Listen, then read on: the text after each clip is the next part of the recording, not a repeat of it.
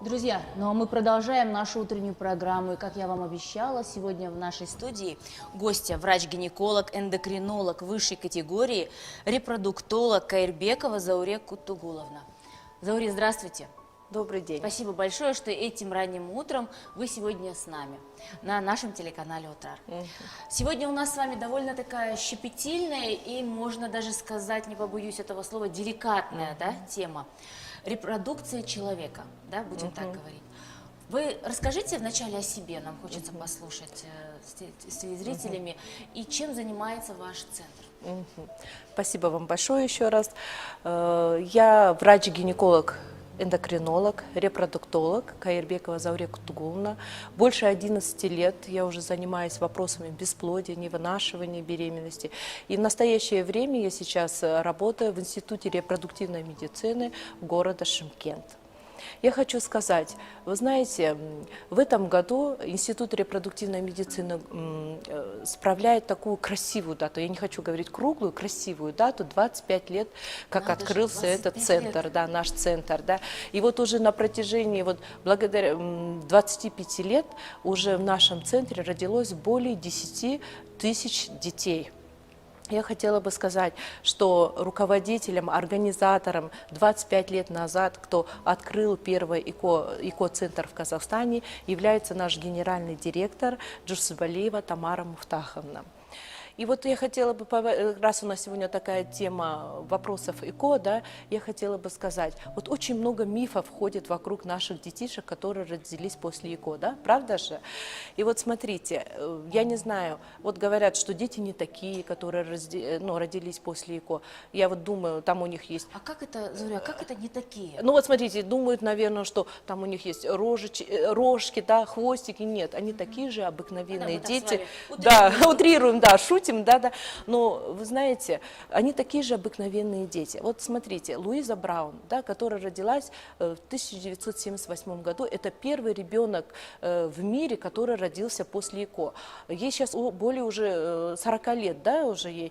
И она родила, естественно, зачатие у нее было естественным путем, родила она здорового ребенка. И вот у нас в Казахстане одна из первых девочек, которая была 24 года назад, рождена после программы ЭКО, она у нас родила 15 октября 2019 года, родила здорового малыша. 3200 даже если сама родила и естественным путем. Поэтому вот этот миф, что дети обязательно, которые рождены после ЭКО, обязательно должны забеременеть тоже методом ЭКО, это все миф. Поэтому я хотела сегодня вот такой вопрос затронуть, что это все неправда, все это мифы. Такие же обыкновенные дети. Что касаемо, когда у нас открылся центр, вот Института репродуктивной медицины в Чимкенте, да, видимо, созрела такая необходимость, чтобы жители... У нас в Чимкенте рождаемость высокая. Нет, ну да, рождаемость-то высокая, а вы не забывайте, сколько у нас супружеских пар, которые имеют бесплодие. Понятно, одна супружеская пара родила 10 детей, а одна супружеская пара вообще нет детей. Они что ж хотят детей, правильно? И тем более бесплодие у нас в Казахстане, не только в Казахстане, во всем мире, сейчас все выше и выше, процент растет. С чем это связано?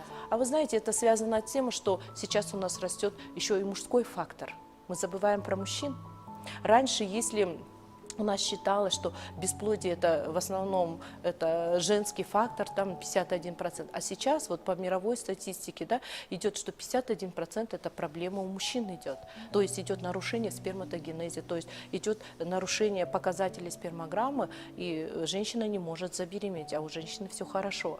И даже у нас... Обвиняют женщину. Да, вот я хотела сказать, вот да, у нас это так всегда обвиняют, что женщина во всем виновата. А на самом деле это... И потом мужчины же очень редко, когда идут лечиться. Правильно, соглашаются. И они думают, что у них все хорошо, а когда сдают анализы, выходит не так-то хорошо все на самом деле. Поэтому, ввиду того, что, скорее всего, вы знаете, чтобы доступно было наше лечение, доступна наша диагностика для жителей Южного региона, и был открыт Институт репродуктивной медицины в городе Шымкенте. К нам приезжает очень много пациентов, вы знаете, вот сейчас с Туркестана, с Кызылорды, Актобе. Стало доступно, Да, доступно. Им же ближе, легче приехать, допустим, в Чимкент, да, чем поехать в Алмату или в Астану, допустим, да. Поэтому вот с Узбекистана очень много пациентов. Вот недавно у меня приехала пациентка с Байконура. Вот вы знаете, пациенты, конечно, они едут туда, потому что и репутация у нас тоже хорошая, во-первых, да, Кстати, у нас есть хотела Инстаграм, сказать, да, у нас есть Инстаграм ИРМ Шымкент, да, где могут посмотреть всю информацию, отзывы, правильно же? Поэтому, а что я хотела сказать по нашему центру, вот кто из зрителей был у нас в центре, может, был в центре, может, кто-то мимо проезжал нашего центра, да, видели, да, какое красивое здание, во-первых. Во-вторых, это здание и все построено по европейским стандартам, как положено ИКО вот строить по европейским стандартам. У нас оборудование современное, новейшее оборудование, не новое, а новейшее оборудование. Потом у нас есть даже УЗИ-аппарат, который экспертного класса, и такого аппарата в Казахстане нет. И пол ребенка у вас тоже можно определить, Да, пол ребенка, вот сейчас я хотела об этом сказать, потому что у нас в институте очень много отделений. Вот первое отделение, про которое я хотела сказать, это консультативное. Там у нас принимают врачи-гинекологи, репродуктологи, нас 5 человек, и 2 врача-андролога, которые занимаются мужским здоровьем, да, мужским здоровьем. Также у нас есть генетическое отделение, вот, про которое вы сейчас говорите, потому что у нас есть необходимость у некоторых супружеских пар, когда мы делаем ЭКО, наши эмбрионы это будущие дети, да, проверить их, прежде чем подсадку делать, да, наш цитогенетик, у нас работает цитогенетик, да, и она проверяет на генетические заболевания. Вот у нас То есть какие? Вот, знаете, есть очень много генетических. Вот такие распространенные, это болезнь Дауна, синдром Эдвардса, дефекты невральной трубки, очень много таких. И у нас, наверное, я скажу, если я не ошибаюсь, в нашем центре, да, вот есть такое оборудование, где мы проверяем на все 23 пары хромосомы. У нас же у человека 23, 46 хромосом и 23 пары, естественно. И вот прежде чем подсаживать, мы должны проверить этот эмбрион, то есть он здоров или нет.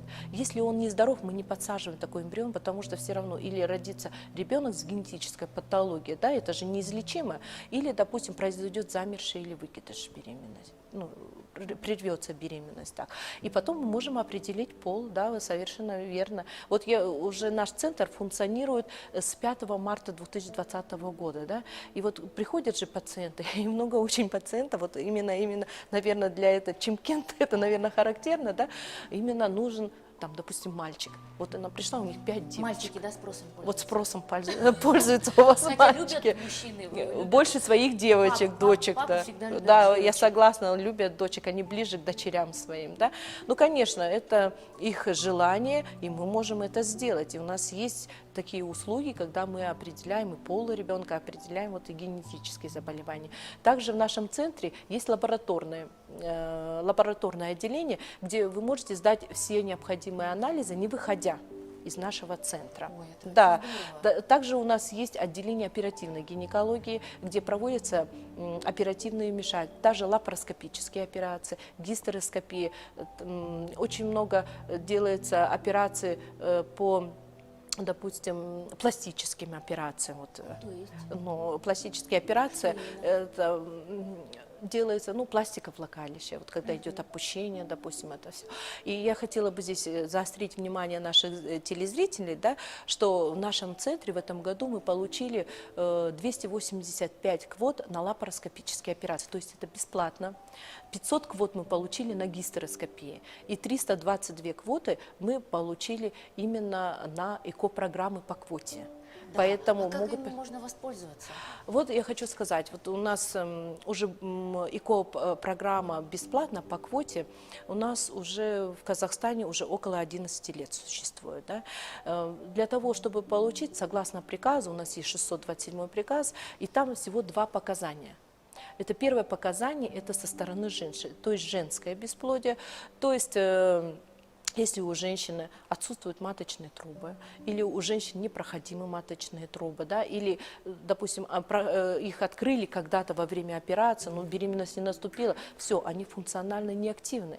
Поэтому такие женщины могут претендовать на квоту, но при этом у них должно быть все, ну, соматически они должны быть здоровы и должен быть хороший авариальный резерв. Если То есть у них есть яйцеклетки, хорошо. Есть дети, тоже имеют Тоже право. В имеют приказе право. не написано, что дети, супружеские пары, которые имеют детей, не имеют права. Нет, такого нет, они тоже имеют право претендовать. И второе показание, на которое может претендовать, это когда со стороны мужчины идут какие-то проблемы. То есть у них идет снижение в показателях спермограммы, они тоже могут подавать со стороны, как мужской фактор, тоже могут подавать на квоту. Но при этом у женщины должно быть все, авариальный резерв, соматически она тоже должна быть обязательно здорова. Вы знаете, они могут обратиться, телезрители, кого интересует этот вопрос, могут обратиться к нам на прием, прийти с анализом, и мы подскажем, какие нужно сдать анализы. Потому что каждый четверг у нас в нашей клинике у нас идет заседание комиссии по отбору именно женщин, которые претендуют на эту квоту. И если... Зоя, вот, Ага. мне кажется, наверное, все-таки в приоритете все-таки те пары, у которых нет детей. Да, конечно. Но я вам хочу сразу сказать и для наших телезрителей, что мы не выдаем квоты. Наш центр не выдает квоты. Эти квоты могут получить они по месту жительства. Вот смотрите, они Всё пришли к понятно. нам на прием Да, понятно. с анализами. Мы посмотрели, если она соответствует, мы выдаем вот такой протокол, что да, она соответствует приказу. И с этим протоколом женщина идет уже в свою поликлинику по месту жительства. Если она состоит на учете уже в очереди, да, на ЭКО, она должна быть в очереди на ЭКо. Да, да. Все, как очередь ее подошла, она по порталу уже приходит бесплатно к нам на ЭКО уже. Если она не стоит, вот этот протокол она показывает, ее ставят на очередь ЭКО, потому что она соответствует приказу. Поэтому всегда могут к нам обратиться, мы всегда поможем, разъясним все, скажем, подскажем, да. Мы будем знать, Зауре. А возможно ли вот воспользоваться чужими донорскими яйцеклетками? А яйцеклетками, да, конечно, возможно. Вы поймите, к нам приходит очень много людей, это супружеских пар, уже, допустим, они решили свои какие-то проблемы бытовые, там 12 лет строили дом, вот у меня есть супружеская пара, да, а пришли уже яйцеклеток-то нет. У нас яйцеклетки, вот знаете, у нас в яичнике содержится фолликул. В фолликулах яйцеклетки. Это наши клетки, которые нам нужны для зачатия. Да? И у нас, к сожалению, это природа уже создала, к сожалению, они не остаются в таком же количестве. С каждым годом они все меньше и меньше уменьшаются. Мы же входим в климат когда-то. Как у женщин, Да. так и у мужчин. Да, но у мужчин, видите, у мужчин-то это идет чуть-чуть, там они могут как бы, еще могут быть это, допустим, это, но у женщин это происходит быстрее. И, к сожалению, нету лекарств. Все-таки Мужчина на старости как-то, на коне, да? ну да, можно так и сказать, да. А вот, например, смотрите, а женщина нету таких лекарств, которые бы нам подняли вот это количество яйцеклеток. Конечно, они пришли, эти женщины, они тоже хотят детей, они решили все свои проблемы уже, все, построили, все, и теперь решили, что им нужен ребенок, понимаете? Они пришли, и, конечно, когда мы видим на УЗИ, что у них уже малый авариальный резерв, и гормоны нам это показывают, да, конечно, мы им предлагаем уже донорские яйцеклетки, потому что шансов получить эмбрион с донорскими яйцеклетками, конечно, больше, потому что там женщина молодая, качество тоже хорошее, понимаете? Но таким женщинам, у которых сниженный авариальный резерв, мы тоже можем помочь. Там 4 варианта, я всегда говорю своим пациентам, у вас 4 варианта получить тоже ребенка. Первый, мы можем пойти с ее, да, получим один эмбрион, или получим одну яйцеклетку, один эмбрион тоже, но это риск, да. Потом второй вариант, мы предлагаем ей донорскую яйцеклетку, да. Третий вариант, когда мы можем ее стимулировать и донора стимулировать. Если мы у нее эмбрионов не получим, у нас есть донорские эмбрионы и подсадим. А если мы получим даже один эмбрион, мы можем ей подсадить. И тоже такие случаи были, когда подсаживаешь один эмбрион, и беременность наступает, и женщина тоже рожает. И четвертый вариант – это естественный цикл. То есть мы таким женщинам предлагаем в течение 10-12 месяцев, каждый Лечение, месяц они, да? они приходят к нам, и мы собираем их яйцеклетки. Вот Вы так понимаете?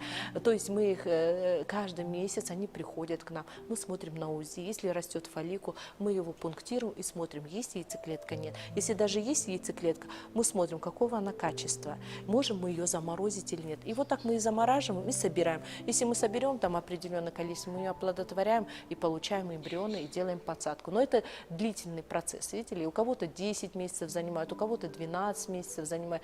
Но женщины тоже соглашаются на это, и в течение вот почти года мы с ними работаем, собираем их яйцеклетки. Поэтому мы можем помочь всем. Бесплодие – это не приговор. Вот мы так не говорим, вот вы не можете, никогда вы не забеременеете. Мы всегда находим решение. Даже из таких вроде ситуаций, которые нет решения, мы находим решение. Заурия, самый поздний возраст, чтобы можно было забеременеть при помощи ЭКО? Вот смотрите, у нас вообще репродуктивный возраст считается от 15 до 49 лет. 50, да? Да, Всё. ну 50-49 Да. лет. Написано 49 значит. Конечно, мы можем делать ЭКО в любом возрасте, да, там все. Но в нашем центре мы стараемся, мы уже после 50 лет стараемся не брать. Почему? Это вот, знаете, такой вопрос. Вот даже, ладно, пусть она в 49, мы сделали ЭКО ей, да, пусть она забеременела, родила в 50 лет. Но знаете, этого ребенка же еще надо Понять, вырастить, воспитать, дать образование. И вот даже 20 лет ребенку исполнится, ей уже будет 70 лет. Потом, смотрите, после 40 лет, ну, в основном после 40 Бывают лет такие здоровье. Ну, были такие случаи, да? когда, ну, конечно, не в наших центрах были, есть такие случаи, даже мировые, посмотрите, да, в Индии, да, ну, я думаю, что это эксперимент, там, 70 лет, да, взяли, сделали ЭКО, и там она родила сколько, 5, 6 или 7 детей, Да, ну, зачем да, да, 70 лет, да, рожать? Ну, вы подумайте, видите, там, хорошо, беременность наступила, но самое главное, нам надо выносить же беременность, нам же надо получить здорового, живого ребенка. А после 40, к сожалению, у нас очень большие риски во время беременности, что очень много будет осложнений. Потому что у женщины к 40 уже очень много болячек, да, так скажем, да, в кавычках, очень много болячек, которые есть и которые могут осложнить завтра беременность. Правильно же? Заурия, я хочу вас поблагодарить за то, что вы сегодня к нам пришли, рассказали. Спасибо. Мы теперь все знаем об ЭКО, что у нас есть такой центр, что мы Спасибо можем большое. просто прийти, обследоваться. Спасибо большое. К сожалению, у нас очень мало Да. времени.